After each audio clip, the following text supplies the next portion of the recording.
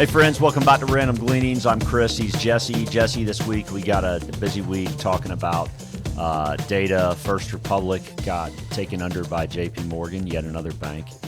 And Uncle Warren over your shoulder, Uncle Charlie Munger, talking about the state of banks and commercial real estate. The challenge that they continue to have on account of commercial real estate, yeah.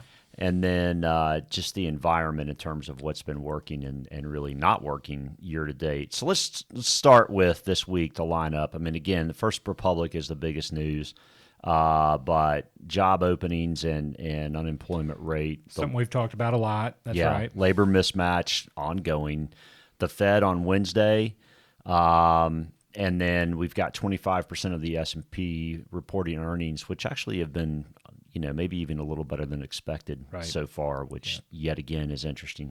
So next picture, this is First Republic Bank out in San Francisco that was taken under by our friends at JP Morgan, who look to have gotten a pretty good deal.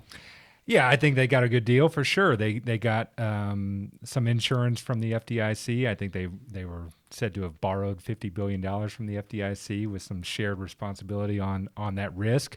And so just wait until the bank is just right at the edge, and then negotiate. Wait until the FDIC puts them into receivership, and you don't have yourself in the pickle that they were in 2008 when they bailed out Bear Stearns. So here's the chart of First Republic. You can see back in March it was trading at about $120 a share, and now it's trading at nothing.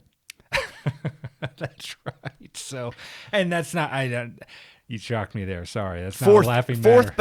Fourth bank in the U.S. Okay, in second largest in U.S. history to have collapsed, and it's like you said, the fourth in a matter of 8 weeks.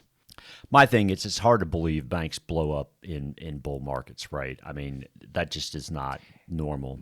I mean, it's certainly not normal. That's exactly right. Here's Charlie Bolello, next chart. 3 out of the 4 largest bank failures in history have occurred in the last 2 months, all while the Fed this week looks at increasing interest rates again by probably a quarter point.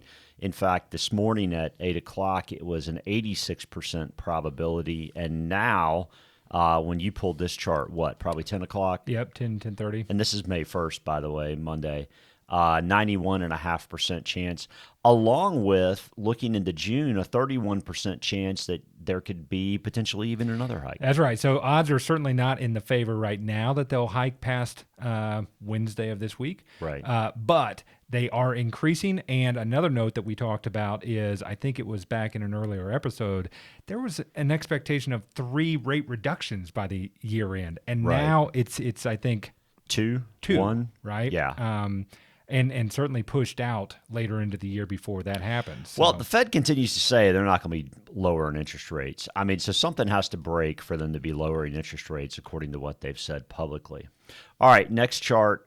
Charlie Bolello, total assets of 511 bank failures from 09 to 22. That's kind of surprising. I made the statement about banks don't typically blow up in bear markets. Maybe they are in bull markets. Maybe they do blow up in bull markets because there have certainly been some bank failures. But of those banks that have failed in that time period, the total assets of the 3 U.S. banks that have failed in the last 2 months was almost 1.5 times, $550 billion. That's right. I ran some inflation-adjusted numbers that if all those banks had occurred back in 2009, which they did not, but if it was that length of time, it would push that number of 339 to 478. So still a lesser number. And so I think, to your point, the bull market, consideration as do banks do this in a healthy market, I don't think that the size of those banks, those 511 banks, right? They might, I think the majority of those were very small little banks that just probably mismanaged themselves out of business. So there's a stellar investor over your shoulder, Warren Buffett, Uncle Warren, and his buddy, his right-hand man, Charlie Munger. Are Uncle Warren and Uncle Charlie buying some banks? Interestingly, they are not. They have made a lot of hay in their 60 years of investing in banks. Right. And right now, mum is the word apparently out of Omaha. So Munger was quoted. Here's a Carl Quintanillo tweet. Every bank in the country is way tighter on real estate loans today than they were 6 months ago. We have a lot of troubled office buildings, a lot of troubled shopping centers. There's a lot of agony out there.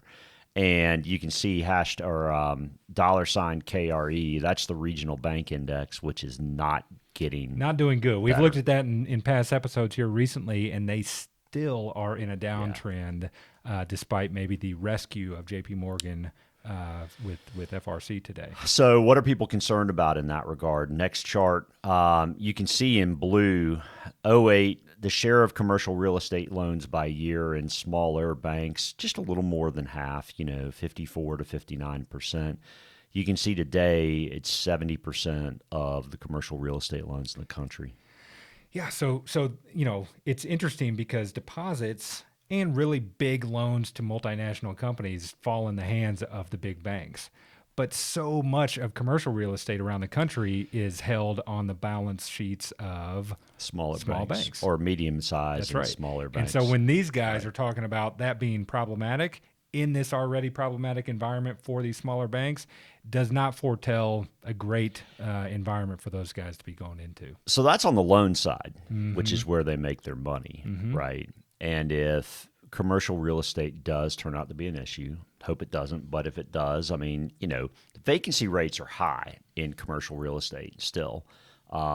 Nick Colas at DataTrek talks about this, and he runs those figures weekly, and he said it's still less than half occupancy across the country at this point. Right. In some places like San Francisco have just been, a bomb's gone empty, off. right. Yeah, right. So let's talk about the deposit side. So here's Jim Bianco, next chart. He talks about this term bank walk. Yeah. So this tweet goes back a little ways, but I thought it was really good at capturing what he's talking about in this idea of bank walk. And he contrasted, of course, against a bank run, which if you've seen It's a Wonderful Life, you know all about it, right? So what he's saying is it's not going to be the expectation that folks all run to the bank at the same time, but in this environment where you can get 4.5% and as of probably this week, upwards of 5% on government money markets, folks are going to continue to pull their money out of low interest bearing bank accounts. But tell me, do banks want to pay you 5%? Not only do banks not want to pay you 5%, okay, and here's the issue. If banks are paying 2%, right, and their loan portfolios yielding 4.5%, right, that's a 2.5% spread. But the Fed funds rate is 5%. Going to be 5%. It'll be 5 to 5.25% if they raise this week, as is expected, right? Okay. So if banks go to the window to get money because deposits are being pulled in this bank walk scenario, okay, if your loan portfolio is generating 4.5% and you've got 5% as what you can go get money from the Fed for, and people are pulling money at 5% outside or going to other places, that's a problem for banks. It's hard to make money in Bianco that environment. talks about that picking the pace up to a bank power walk, right? With a 5 handle on the Treasury. So the question is, what happens from there? This is a big issue. Meanwhile, I've kind of thought about this in relation to renters versus those who hold a mortgage below 3%. Like if you own a home and your primary mortgage now is below 3% and inflation's going up, it's not fun paying more at the grocery store or the pump or for a vehicle or whatever. Certainly it costs you more, but you're not experiencing the true full-on inflationary, effect of like rents, for example, going up, or a 6.5 mortgage or whatever the number is at this point. Tech stocks, for example, they don't need the bank. They got cash. They do. Right? Yeah. So they're kind of in that, akin to that under 3% mortgage camp, where other businesses that will need more access to capital do have more of an issue. That's right. Yeah. And that's going to be a concern, I think, because our country is built up of so many small businesses. I think, again, having looked at some numbers, it's a large percentage of the number of companies in this country. 98-ish% are small businesses under 500 employees. But the spread of how much that makes up of the population of employed Americans is about 47%. Difference there in number of companies versus employed people. But 47% of employed people are employed by small businesses, which this creates a problem for. It does if they need money from the bank. If they need money, that's right. exactly right. That's right. So something to watch. Not again, like he talks about, it's not a next week problem. It is a developing concern. It is, but I mean, if banks keep going, that's an issue. It is. It's an issue because the Fed's going to have to continue to deal with it. So here's next chart. I thought this was well said, and this really gets to the humility I think we all need to have during this time about being right versus wrong. Is it getting better? Is it getting worse?